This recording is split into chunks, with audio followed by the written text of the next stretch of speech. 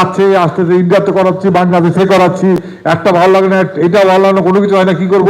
আসলে আমাদের যেটা ছিল ঘোড়াটাকে আমরা এই গ্লাস মিরর ইমেজ করে দিলে হয়ে যেত, ঠিক আসলে আর ভুলটা থাকতো না, লাইক প্রিডেটরের মতো, প্রিডেটর।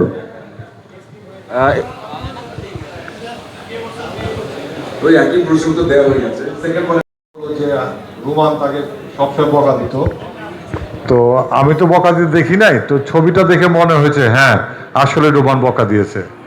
ফারিয়ার লাইফে ফারিয়া বেস্ট অ্যাক্টিং করেছে জিন 3-তে। আপনারা এই জন্য তালি পেতে পারে Faria. Faria is a Glamour girl ছিল এতদিন। This time first time Faria become a actress, একজন অভিনেত্রী হয়ে উঠছে এই ছবিতে, যা আপনারা যখন জিন 3 দেখবেন তখন বুঝবেন যে ফারিয়া আসলে সুযোগ পেলে খুব ভালো অভিনয় করতে পারে। এতদিন অন্য সবাই বা আমাকেই বলেন ফারিয়াকে আমরা গ্ল্যামারের ভিতরে রাখতাম, নাচবে গাবে এই টুই মডার্ন থাকবে এই ধরনের, সে যে খুব ভালো অভিনেত্রী এইটা আপনারা জিন 3 দেখলেই বুঝবেন। আর ব্যবধান গানটা আমারই লেখা একটা গান। গানটার কথা যদি বলতে যাই, গানটা আমি প্রায় 3 বছর আগে লিখেছিলাম। লেখার পর একজন মিউজিক ডিরেক্টর পাঠাতে, একজন মিউজিক ডিরেক্টর আমাকে বললো কবিতা লিখেছিলাম। দেখবেন এখানে 4টা পার্ট 16টা লাইন আছে গল্পে। গান সাধারণত এইভাবে হয় না। আমি একটা কবিতা লিখেছিলাম, একজন মিউজিক আমার ফেসবুকে পোস্ট করলাম। একজন মিউজিক ডিরেক্টর বললো যে ভাই গান লেখাগুলো খুব সুন্দর, আমি একটু সুর করতে চাই। আমি করো, সে সুর করে পাঠানোর পর আমি অনেকক্ষণ বকাবকি করলাম, এটা কি সুর করলা তুমি। তারপর যখন এই ছবিটা আবার করতে, এই শুটিংয়ে যাওয়ার আগে তাকে বললাম যে একটা রোমান্টিক গান লাগবে, কয়েকটা কথা বলে কিছু মনে করবেন না, আমি কি বলো, আপনি ওই ব্যবধান গানটা শুনে দেখেন, ভালো লাগবে। গানটা কিন্তু আসলেই সবাই পছন্দ করে। তখন শুনলাম, দেখলাম আসলেই তখন ভালো লাগলো। সাথে সাথে ক্যাচ করলাম, ফারিয়াকে শুনেলাম, সজলকে শুনলাম, ডিরেক্টরকে শুনেলাম, তাদের সবারই ভালো লাগলো। তারপর গানটা আমরা রেকর্ডিংয়ে গেলাম। এই 3 বছর পর আইসা আমার আজকে মনে পড়ছে এই গানকে আমি লিখছি। আমার লেখার ধরন তো এত না, আমি তো এত সুন্দর লিখতে পারি না। আমি নিজে কনফিউজ, আমি এইরকম একটা লেখা, ডিপ একটা লেখা কিভাবে লিখলাম। আমার লেখা থাকবে জিন, থ্রিলার, এই জাতীয় লেখা। আর আরেকটা জিনিস বললো যে, উনি জিজ্ঞাসা করলো যে বাংলাদেশে এরকম ফ্র্যাঞ্চাইজ আরও আছে কিনা। বাংলাদেশে ফ্র্যাঞ্চাইজের ভিতরে 3টা ছবির ফ্র্যাঞ্চাইজ আছে, একটা হলো পোড়ামন, অগ্নি এবং জিন। বাট পোড়ামন 2টো হয়েছে, অগ্নিও 2টো হয়েছে, বাট জিন 3 ফার্স্ট টাইম যে ক্রস করলো সবচেয়ে উপরে ফ্র্যাঞ্চাইজ জিন 3 হয়ে গেল। ইনশাল্লাহ আমরা সামনের বছর জিন 4 নিয়ে আসবো, আপনারা দোয়া করবেন। আর পরিশেষে আপনাদের সবাইকে আসার জন্য ধন্যবাদ এবং অভিনন্দন রইল। এবং আবারও সাগর ভাই, আইস্ক্রিন এবং চ্যানেল আই সব পরিবারের সকলকে, সকল কর্মকর্তা কর্মচারী, কলা কৌশলী সবার প্রতি আমার রইল। সবসময় বাধা থাকে, জিনের একটা বাধা থাকে মনে হয়, জিনও চায় না মনে হয় এই ছবিটা আসুক। আসলেই জিন হন ছবিতে যে তুমি বলো এটা শুরু থেকেই যখনই আমরা আসলে এই শুটিংটা করি, যখন জিন 1-এর শুটিং চলছিল এবং এখানের একটা জায়গায় জিন সুরাই পড়া হচ্ছিল এবং সেখানে আমাদের একজন লাইটের মানুষ ছিলেন, একজন সিনিয়র আর্টিস্ট, এবং সুইমিং পুলের সামনে আমরা ভিতরে শ্যুট করছিলাম, মনে আছে?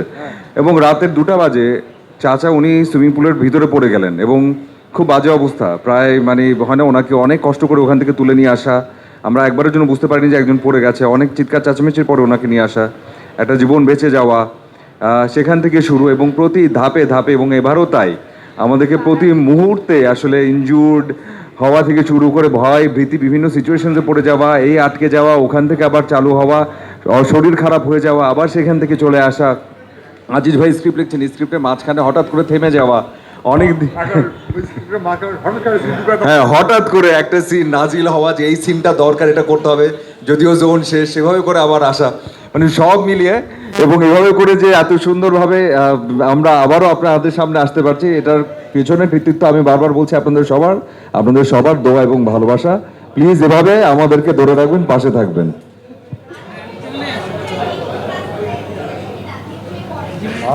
আগে জিন 3 শেষ করে নি আপু, আগামী বছর পরেরটার অ্যানাউন্সমেন্ট দিবে জ্যাজ মাল্টিমিডিয়া ইনশাআল্লাহ। জিন 3 জিন 4 সামনে দিতে পারবেন, রোজা অথবা কুরবানি যে কোনো একটা। হ্যাঁ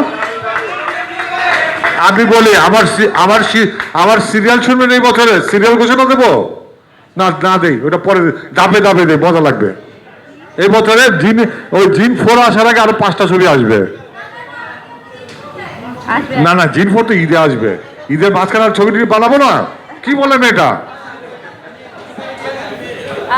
জ্যাজ মাল্টিমিডিয়া আবারও জোরে সোরে সিনেমায় নেমেছে, এটা আপনাদের সকলের সহযোগিতা কিন্তু লাগবে, শুধু জিনের জন্য না, জিনের পরে যতগুলো সিনেমা হলে সবগুলোর জন্য। আর কুরবানি ঈদে ইনশাল্লাহ একটা বড় ছবি নিয়ে আসতেছে, এরকম নাচে গানে ভরপুর একটা ছবি পাবেন। সাথে কোরিয়ান ঈদে আসতেছে, নামটা এখনো নাই ঘোষণা দেয়, সবকিছু ধীরে সুস্থ ঘোষণা দেবো।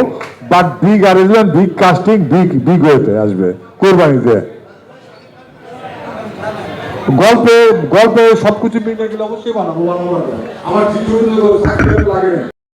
সুন্দরী মেয়ে আছে, যেটা পাওয়া যায় না, সুন্দরী এবং ট্যালেন্ট দুইটা একসাথে পাওয়া যায় না, সবকিছু একটা কমপ্লিট প্যাকেজ। শুধু সুন্দরী হইলে চলে না, সুন্দর হইতে হবে, ট্যালেন্ট হইতে হবে, ভালো নাচতে হবে, ভালো কথা বলা জানতে হবে।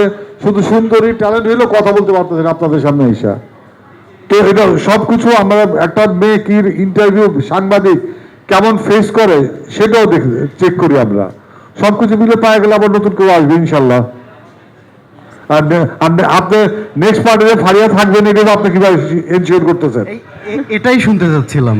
হ্যাঁ, আমরা এখনো গল্প আমাদের দুইটা আছে, গল্প লক করার পর একটা গল্পতে ফারিয়া আছে আর একটা গল্পতে ফারিয়া নাই। আর কোন গল্পটা নিয়ে আসবে উই আর নট শিওর।